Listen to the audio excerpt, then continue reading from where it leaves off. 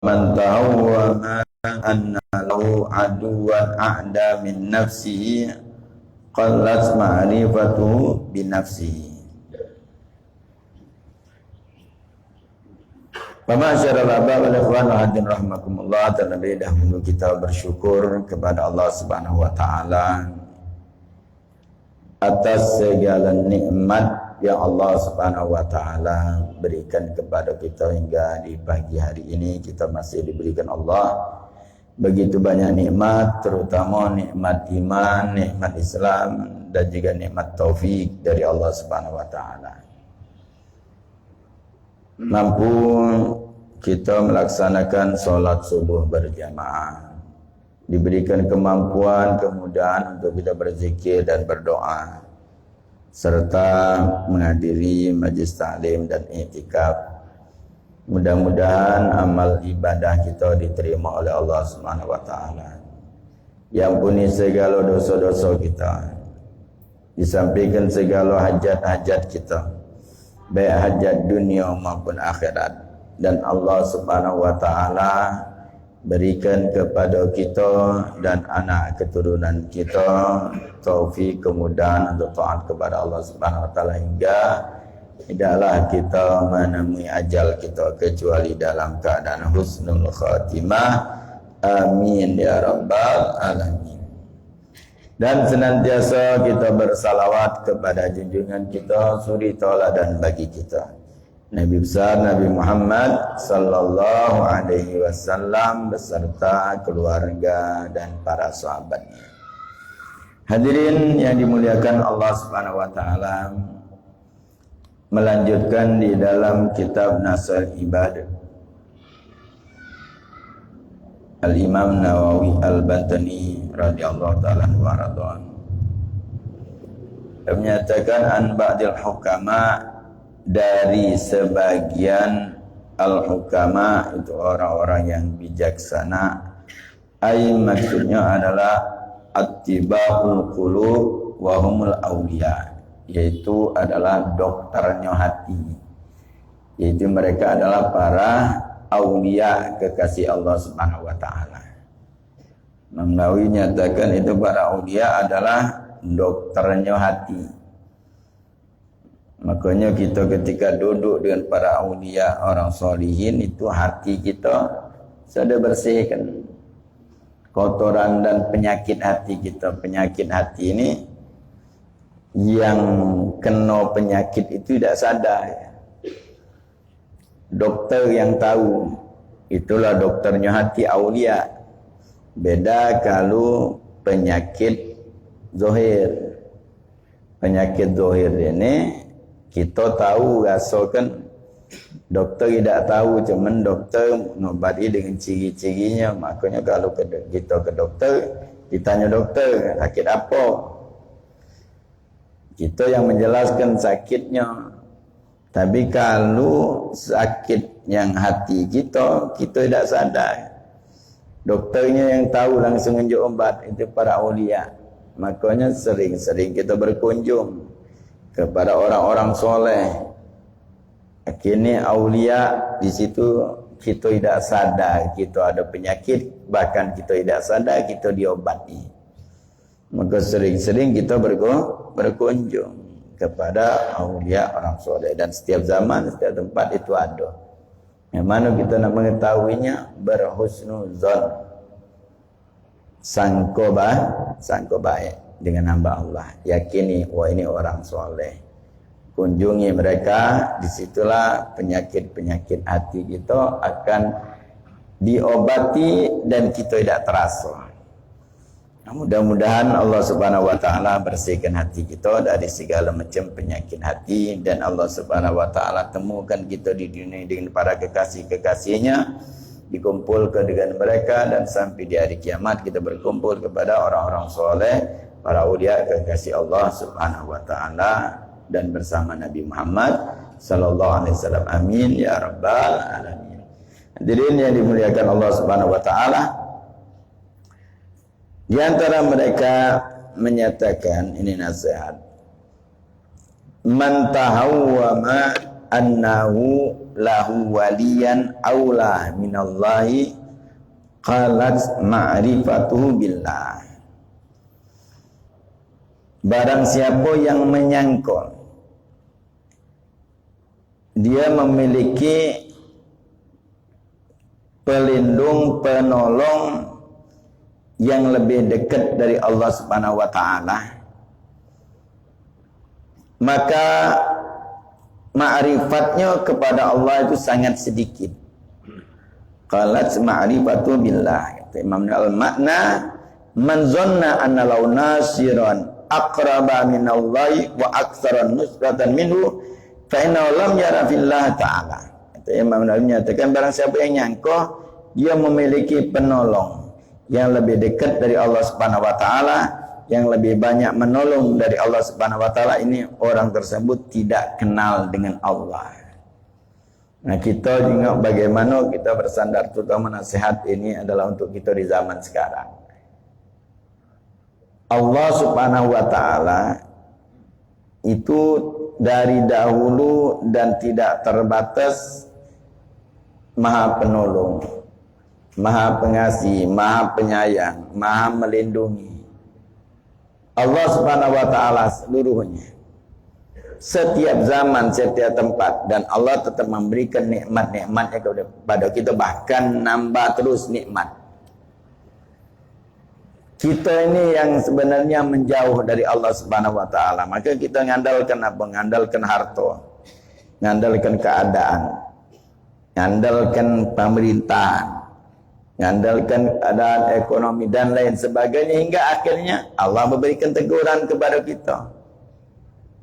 Bukan keadaan yang memberi kamu rezeki, bukan keadaan yang membuat kamu tenang, aman, bukan pemerintahan, bukan manusia, dan bukan alam semesta yang membuat kamu itu menjadi aman, tenang, tenteram. Tapi seluruhnya itu Allah Subhanahu wa taala memberikan. Makanya ketika kita lupa dengan Allah, Allah ingatkan supaya kita ingat. Maka makrifat dengan Allah tidak mengenal Allah, kata Imam Nawawi. Orang yang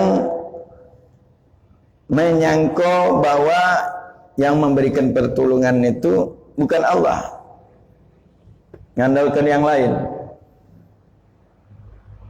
Nyangka bahwa wong lain yang banyak memberikan pertolongan kepada kita. Itulah tidak makrifat kepada Allah, tidak mengenal Allah. Maka para aulia, para solihin yang tidak lain mengambil dari Nabi sallallahu alaihi wasallam. Nabi sallallahu alaihi wasallam bagaimana di dalam bulan Maulid sering kita mungkin mendengar Nabi sallallahu alaihi wasallam, muamalah Nabi sallallahu alaihi wasallam, bagaimana ketika Nabi sallallahu alaihi wasallam berinfak. Ini bagaimana diberikan Nabi sallallahu alaihi wasallam, minjam Nabi sallallahu alaihi wasallam. Minjam untuk memberikan. Kenapa? Tahu yang Maha memberi rezeki adalah Allah Subhanahu wa taala.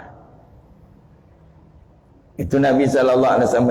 Begitu juga sahabat Nabi sallallahu alaihi wasallam dan kemudian para aulia. Mereka mengandalkan Allah Subhanahu wa taala, bukan yang lainnya. Mereka kenal Allah Subhanahu wa taala. Nah, kita bagaimana pengenalan kita dengan Allah Subhanahu wa taala? Memang makrifat ini didapatkan dengan kita beramal.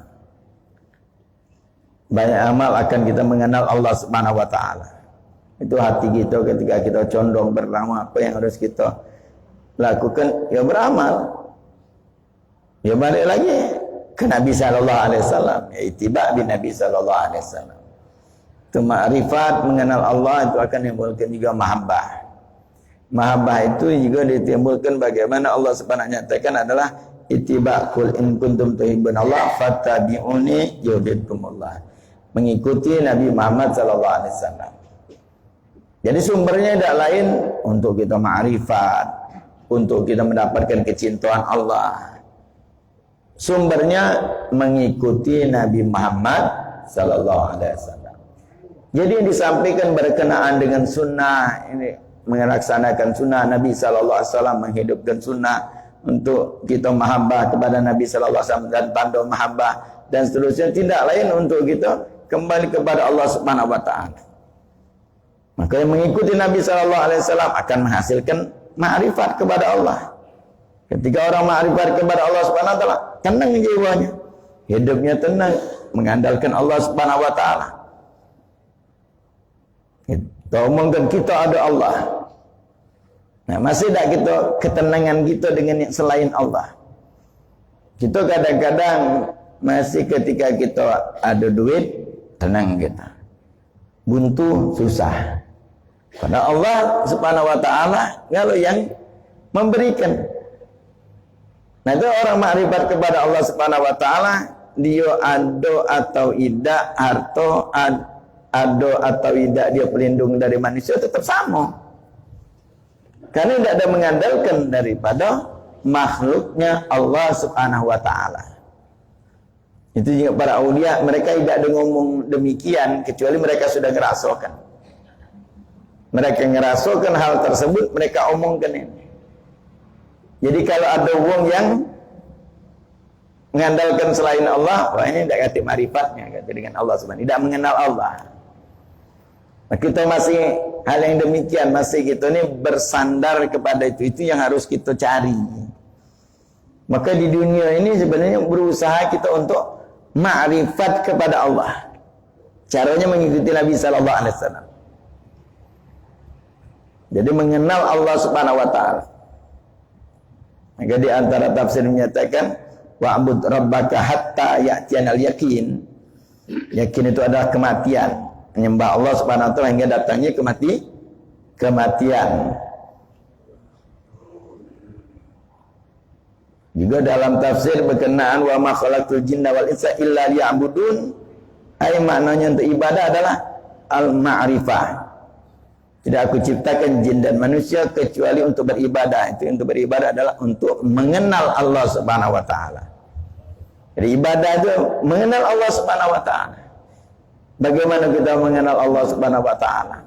Itu dunia ini demikian tujuan kita, bukan yang lainnya. Ya, kalau kita mengandalkan tujuan kita tuh, kalau dapat harta kita akan tenang. Kalau aku berduit tenang. Ya sama pemikiran dengan korun demikian. Kalau kita kejar jabatan, waktu dapat jabatan baru tenang. Terawat. Bagaimana jabatannya? Mengenal Allah tidak. Celaka. Karena mereka sahabat Nabi sallallahu alaihi wasallam yang mereka berjuang, bahkan mereka yang memiliki harta, yang memiliki jabatan setelah wafatnya Nabi sallallahu alaihi wasallam, yang mereka lakukan tidak lain mereka mengabdi kepada Allah, pada Nabi sallallahu alaihi wasallam, dan di situ mereka mengenal Allah Subhanahu wa taala. Maka Sayyidina Abu Bakar Siddiq radhiyallahu taala anhu arda, menjelang wafat beliau sakit, ketika keluarganya menyatakan akan kami panggilkan dokter, tidak katanya. Dokter sudah ada. Dokterlah yang memberikan aku ini, dokterlah yang bisa ngobati. Dokter di sini ada Allah Subhanahu wa taala. Sudah bersandar kepada Allah Subhanahu wa taala, pada saat itu puncaknya. Beliau dapatkan sebelum wafat dia sudah kenal. Itulah sahabat Nabi sallallahu alaihi wasallam, mereka sudah dapatkan keyakinan yang luar biasa. Itulah mengenal Allah Subhanahu wa taala. Sampai Sayyidina Ali menyatakan lau kusyifal ghita masdatu yakinan. Kalau terbukanya hijab, aku tidak bertambah yakin. Sudah penuh keyakinannya. Itu sudah makrifat kepada Allah. Siapa yang mendidik mereka? Nabi Muhammad sallallahu alaihi wasallam. Makhluk yang paling mengenal Allah. Itu Nabi Muhammad sallallahu alaihi wasallam. Sudah berjumpa dengan Allah, mendapatkan kenikmatan yang terbesar, terhebat, ternikmat, berjumpa dengan Allah Subhanahu wa taala, Nabi Muhammad sallallahu alaihi wasallam. Tapi Nabi sallallahu alaihi wasallam demikian, kembali lagi Nabi sallallahu alaihi wasallam untuk kita, untuk memberikan kepada kita ini cara jalan. Maka ketika pada saat kita minta kepada Allah, ihdinas siratal mustaqim, tunjukkan aku jalan yang lurus, jalan Nabi Muhammad sallallahu alaihi wasallam. Jalan supaya kita mengenal Allah Subhanahu wa taala, mengabdi kepada Allah. Orang kalau sudah mengenal Allah Subhanahu wa taala, itu dalam keadaan apapun tenang. Itu yang harus kita cari. Berarti kita masih hati kita terpaut dengan makhluk dunia, karena dunia makhluk. Kita masih mengandalkan makhluk Allah Subhanahu wa taala. Belum kita. Bapak tadi lagi dapat ada duit, tenang gitu. Kata duit susah, bingung, gelisah. Kenapa? Kita bersandar kepada makhluk. Mungkin kalau sudah bersandar kepada Allah Subhanahu wa taala, Allah akan memberikan yang terbaik yang di luar jangkauan kita. Itu yang terjadi kepada Nabi Allah Ibrahim alaihissalam. Bagaimana kisah ini orang-orang yang mengenal Allah Subhanahu wa taala. Ketika Nabi Allah Ibrahim alaihissalam dilemparkan di api, nah di situ dalam tafsir menyatakan bahwa malaikat Jibril turun untuk memberikan bantuan. Apa kata malaikat Jibril? Ya Ibrahim, apakah kau ada hajat? Malaikat Jibril alaihissalam pada saat itu sudah membawa pakaian dari surga, baju dari surga. Kalau dipakai tidak akan terbakar api. Malaikat Jibril lagi demikian masih. Tapi juga bagaimana ketinggian seorang Nabi alaihissalatu wassalam mengenal Allah Subhanahu wa taala. Ketika percakapan malaikat Jibril dan Nabi Ibrahim alaihissalam di sini bagaimana pengenalan Nabi Allah Ibrahim alaihissalam kepada Allah Subhanahu wa taala.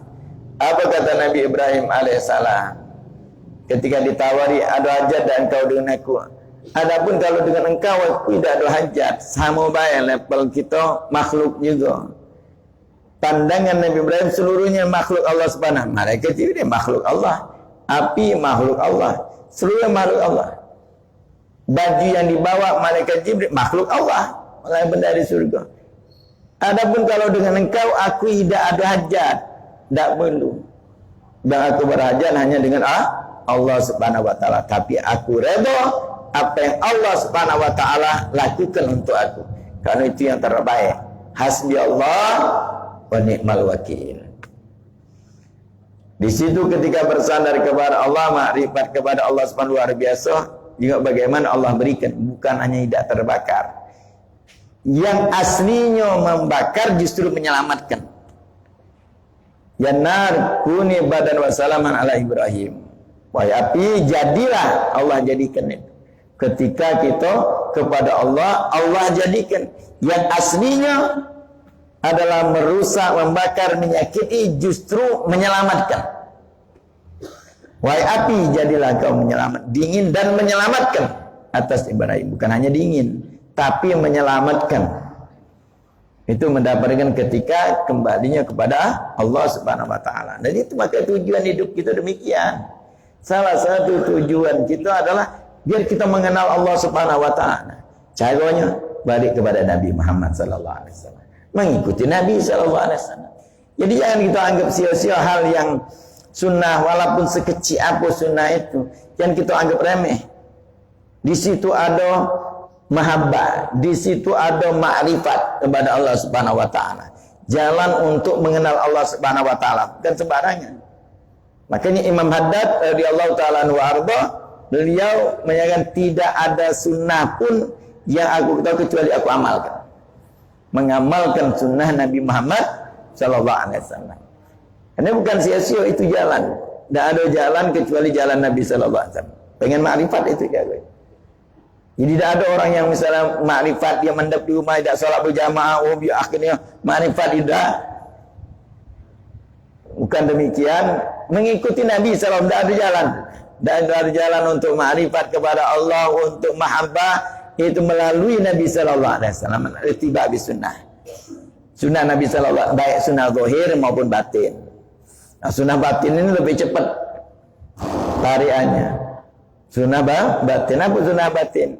Di antaranya seperti Nabi sallallahu alaihi wasallam menyatakan kepada Sayyidina Anas bin Malik, ya bunayya, wahai anakku, apabila engkau di pagi hari, di sore hari tidak ada kebencian terhadap satu orang pun terhadap muslimin, tidak ada benci sama sekali, fa'al, lakukan, karena sesungguhnya itu adalah sunnahku. Nah, ini Nabi ngajarkan itu caranya.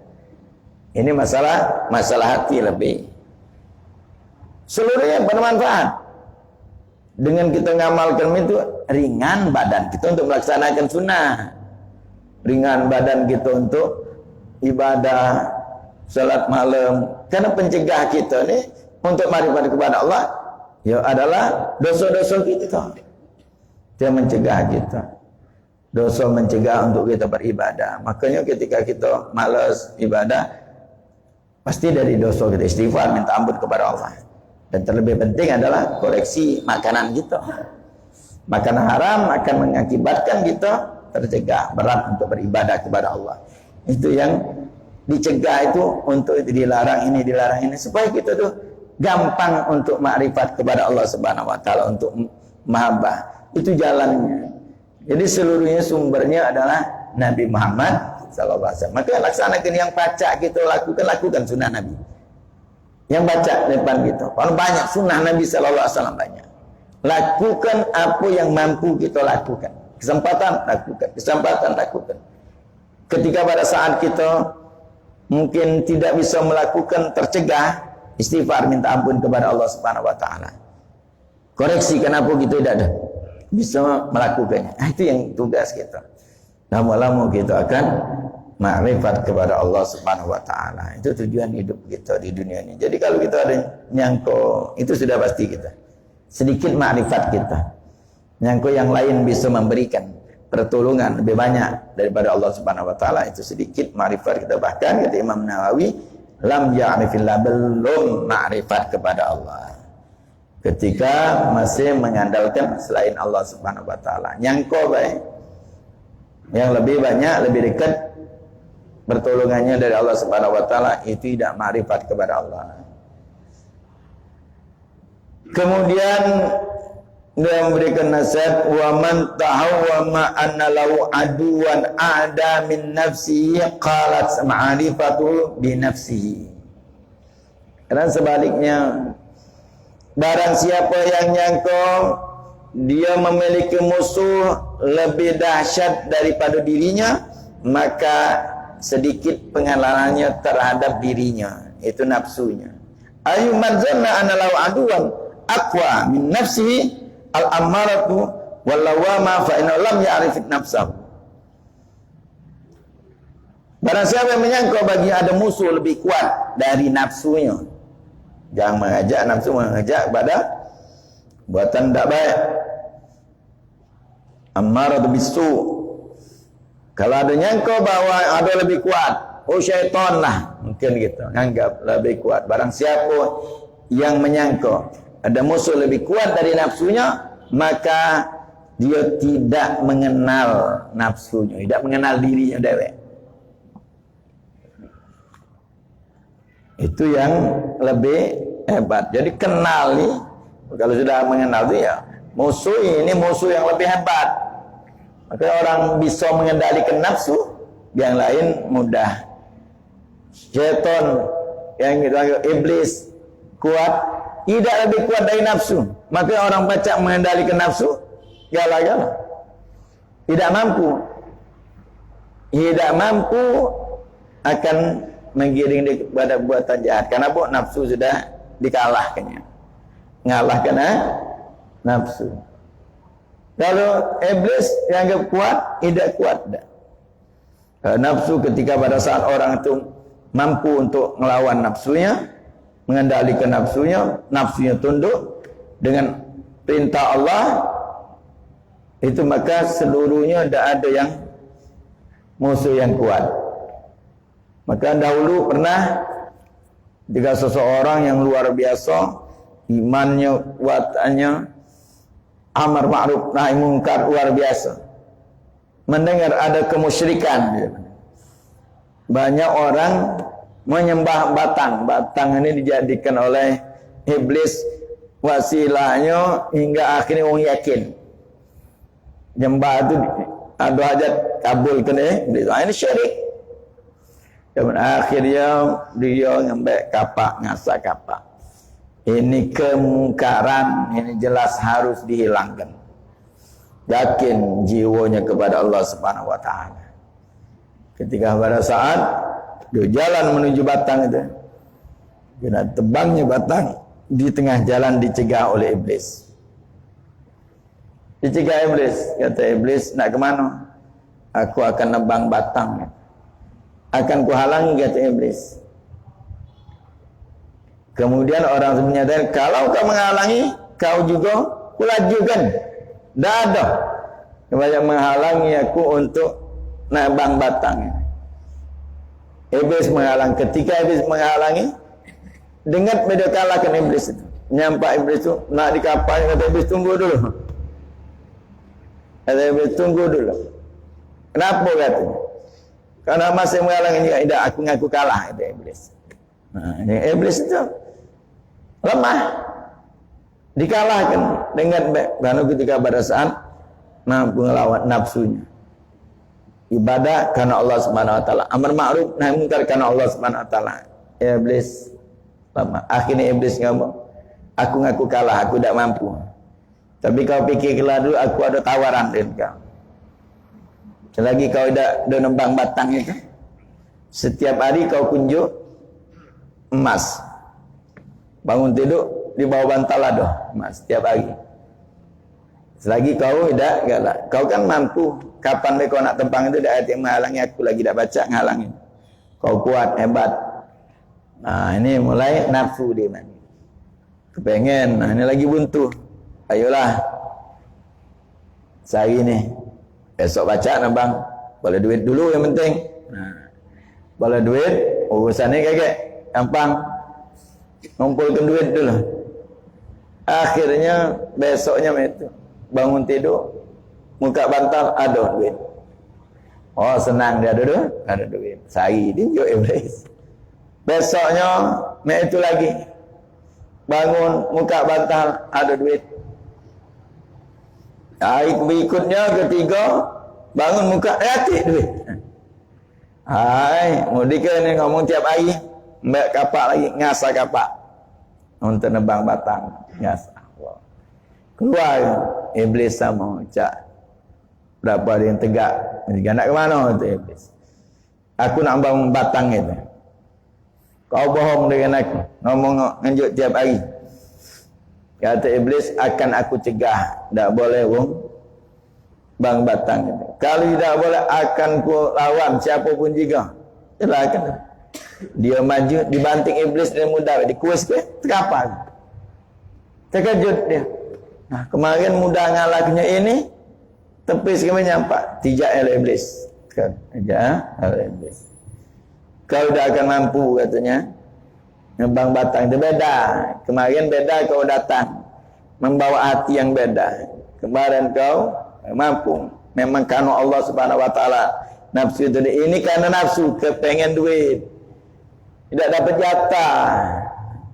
Makanya bukan karena Allah ini ngandalkan nafsunya. Walaupun gambarannya ini ibadah.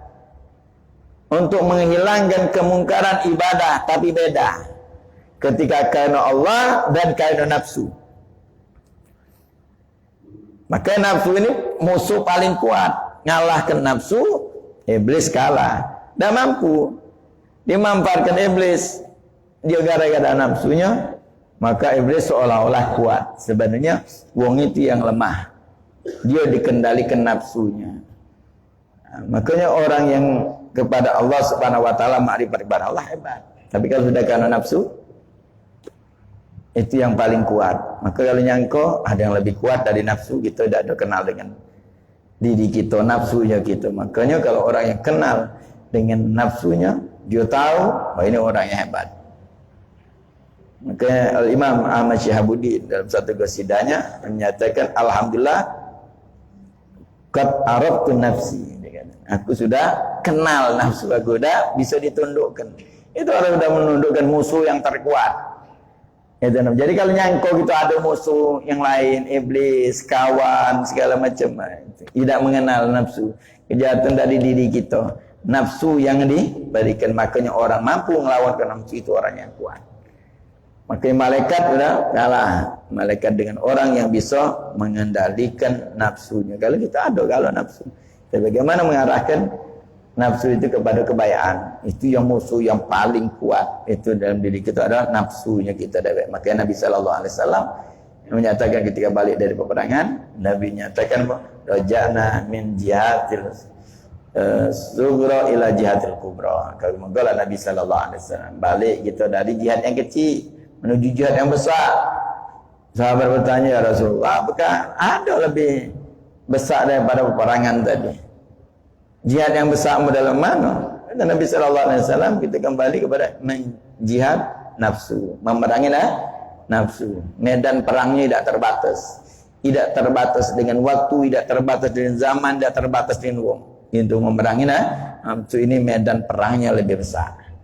Tidak kelar-kelarnya perangan. Kalau perang jasad, ya kelar. Habis waktu selesai, istirahat, perang lagi. Tapi ketika memerangi nafsu, tidak terbatas oleh tempat, tidak terbatas oleh waktu. Bahkan nafsu itu masuk ke dalam ibadah, nafsu masuk ke dalam sholat, nafsu masuk ke dalam puasa, nafsu masuk dalam gitu membaca Quran.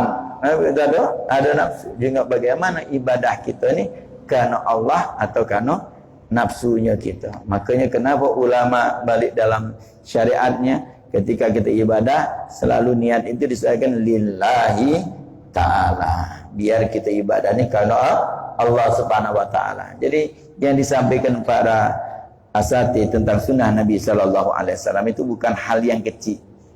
Itulah caranya untuk kita ma'rifat kepada Allah. Tapi perbaiki niat. Kenapa ngomong perbaiki niat? Jangan sampai nafsu masuk ke situ. Jangan dengan, karena nafsu itu sudah masuk kotor hati kita, jadi sombong, jadi hasud, itu karena nafsu. Nafsu kepengen dihormati, nafsu kepengen dihargai, itu dari nafsu. Kalau itu musuh kita yang ada di dalam diri kita.